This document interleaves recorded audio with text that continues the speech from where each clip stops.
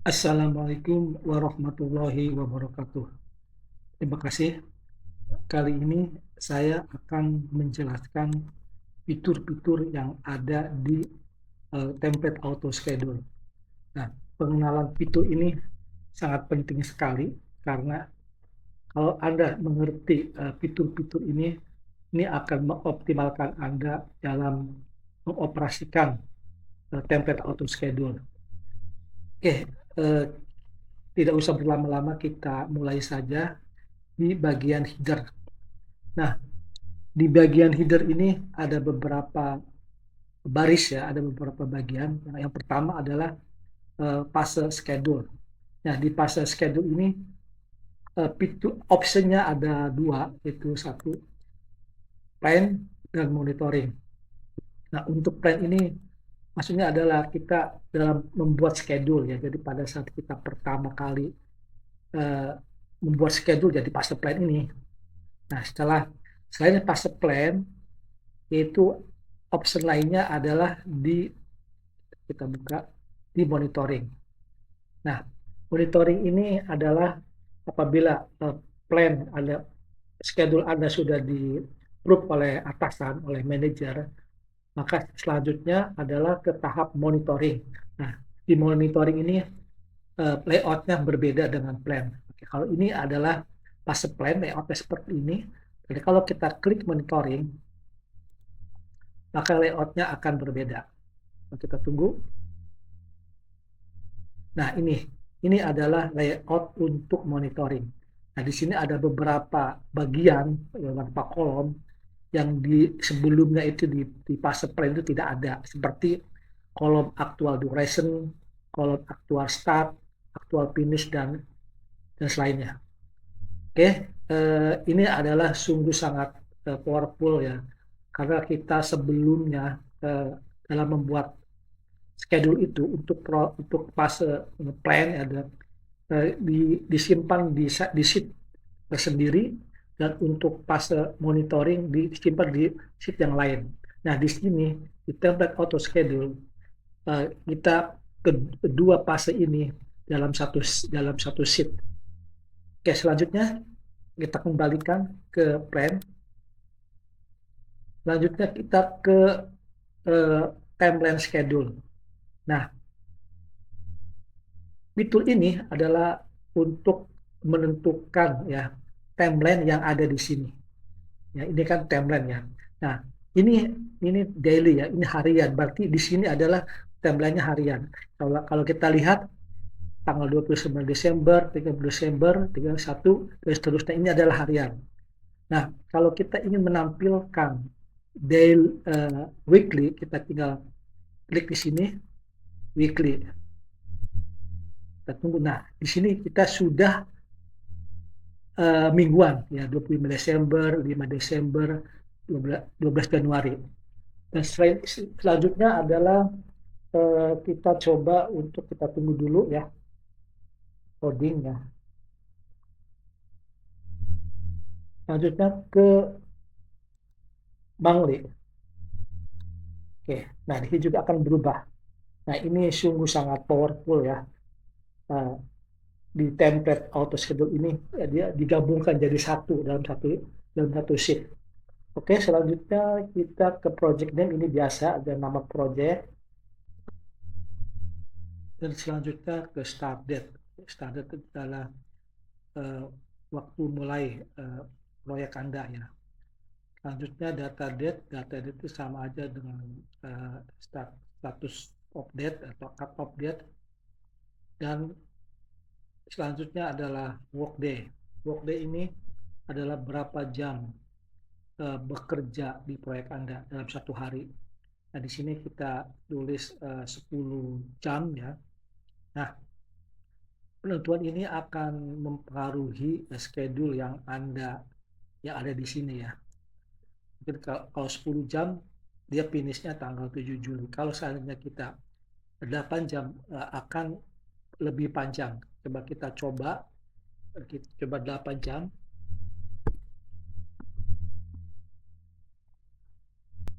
Nah, kalau 8 jam di sini tanggal 30 Juli selesainya atau lebih lama lagi.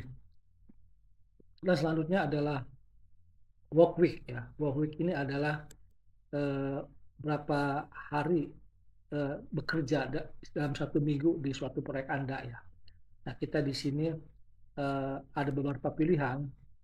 Di sini ada 7 hari, 6 hari, dan 5 hari.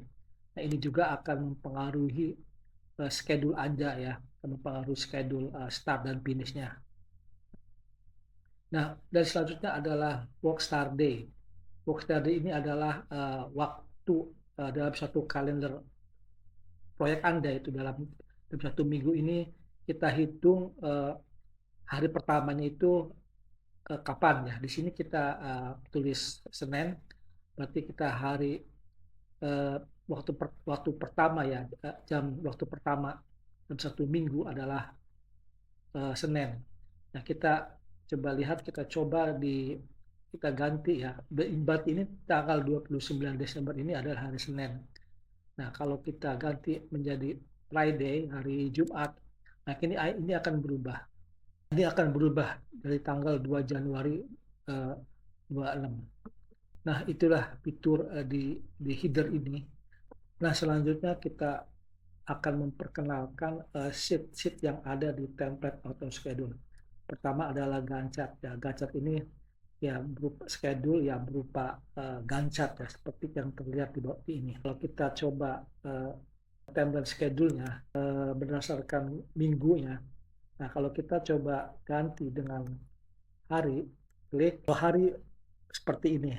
Jadi yang ini adalah weekend ya. Jadi karena di sini 6 hari yang kita pilih, berarti di sini hari Minggu ya, di hari Minggu ya. Karena Sunday off ya, berarti di hari Minggu. Tapi kalau seandainya kita rubah, misalnya 5 hari. Nah, kalau 5 hari berarti di sini tuh hari Saturday dan Sunday off, berarti hari Sabtu dan Minggu libur ini Sabtu Minggu libur di Sabtu Minggu libur. Sedangkan yang merah ini adalah public holiday ya. Pada tanggal 16 Januari itu libur. Oke, inilah adalah fitur-fitur untuk sheet di Gantt chart ini. Nah, selanjutnya kita ke distribusi quantity.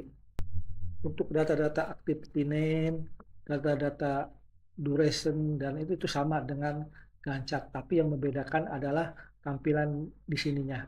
Jadi kalau di sini adalah berupa sebaran atau distribusi quantity berdasarkan schedule. Nah, di sini juga kita bisa merubah timeline ya. Ini kan per minggu, nah kita akan rubah per hari. Klik. Kalau klik per hari, berarti ini adalah harian.